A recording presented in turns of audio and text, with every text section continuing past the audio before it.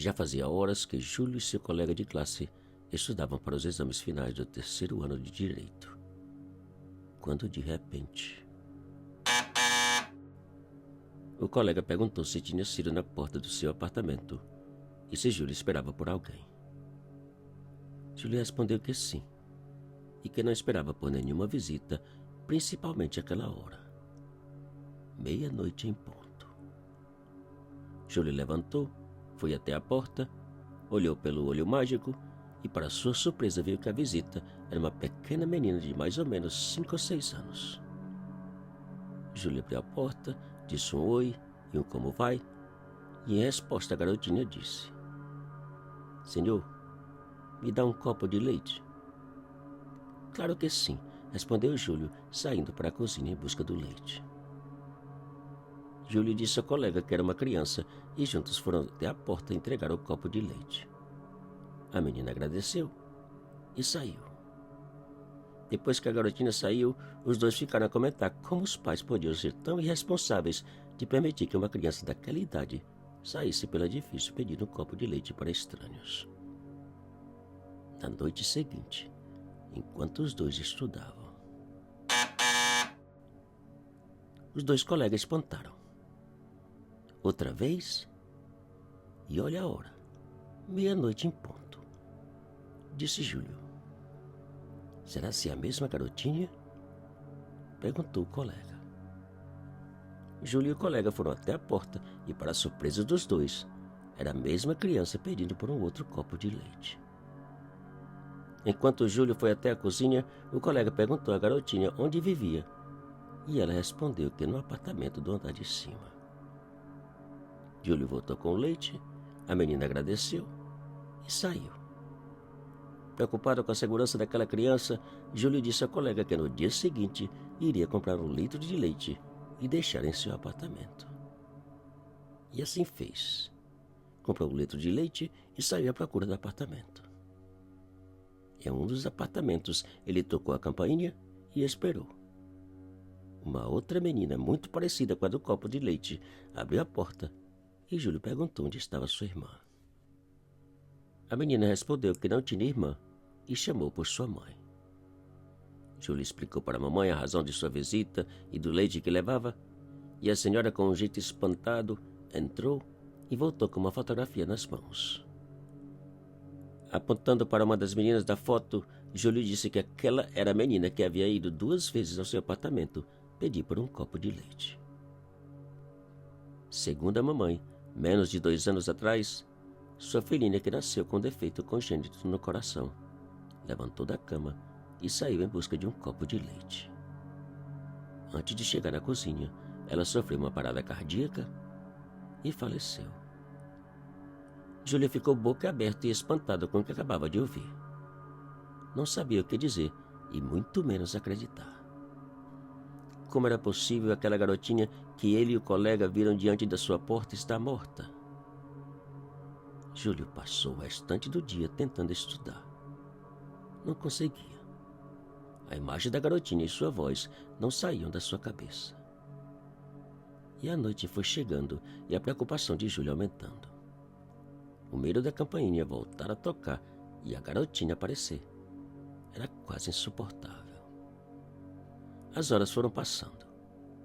O medo de Júlio aumentando. 23. 23:50. 23:59. À 00:00 em ponto. Júlio estremeceu. Seu corpo arrepiou e o pavor realmente atacou.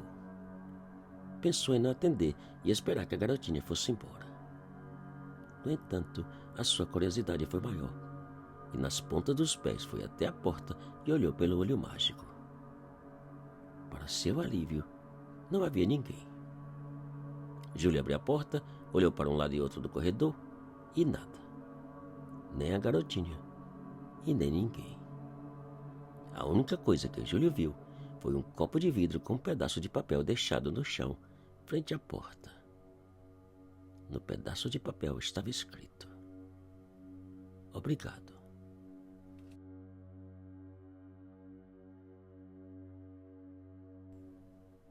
Entre a fazendinha do velho Luiz e o próximo povoado, existia um enorme pé de umbu bem na beira da estradinha, que todos diziam que quem passasse por ali depois da meia-noite corria o risco de ouvir a voz de uma mulher pedindo que esperasse por ela. O velho Luiz sabia que não eram apenas histórias, pois apesar de nunca ter ouvido ou visto, seus 2 vizinhos mais próximos ouviram e viram a assombração da mulher.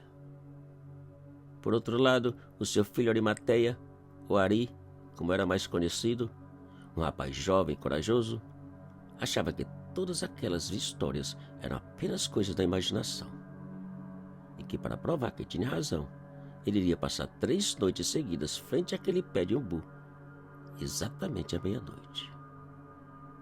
Na primeira noite, Ari chegou antes do pé de umbu, exatamente às 23h45. Acendeu um cigarro e ficou esperando a meia-noite chegar. À meia-noite em ponto, ele passou frente ao pé de umbu. Nada aconteceu. Na segunda noite, igual. Só faltava uma vez mais para provar que as histórias da voz e da assombração não passavam de histórias inventadas. Até o velho Luiz começava a duvidar das histórias. E veio a terceira noite. Naquela noite, Ari chegou às 23h40.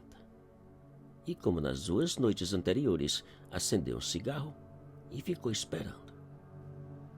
A lua estava cheia e clareava tanto que dava para ver quase tudo ao seu redor. Às 23h50, ele começou a caminhar. Porém, antes de chegar no pé de umbu, ele ouviu uma estranha voz dizer: "Ari, por favor, me espera." Ari parou assustado, virou na direção da voz e viu um estranho vulto branco sair de trás de uma moita e perguntar: "Você quer comer umbu, Ari?" Ari não teve coragem de responder. Suas forças desapareceram e começou a tremer de tal maneira que não conseguia nem sair do lugar. Enquanto Ari tremia de pavor, o vulto foi aproximando até parar bem na sua frente.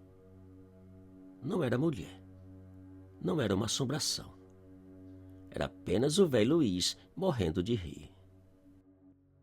Depois de uns 2 minutos de protestos e gargalhadas, pai e filho resolveram seguir adiante e voltar para casa. Porém, ao chegar em frente ao pé de umbu, os dois ouviram o que já não esperavam. Uma estranha voz de mulher: "Ei, esperem por mim."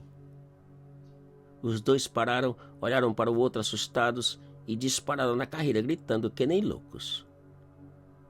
A carreira do velho Luiz e do seu filho Arimateia foi tão grande que os dois chegaram na casa com as tripas quase saindo pela boca. Tem histórias que o melhor a fazer é ouvir e deixar para lá, pois se duvidar e tentar provar, o resultado pode ser assustador e simplesmente inesquecível.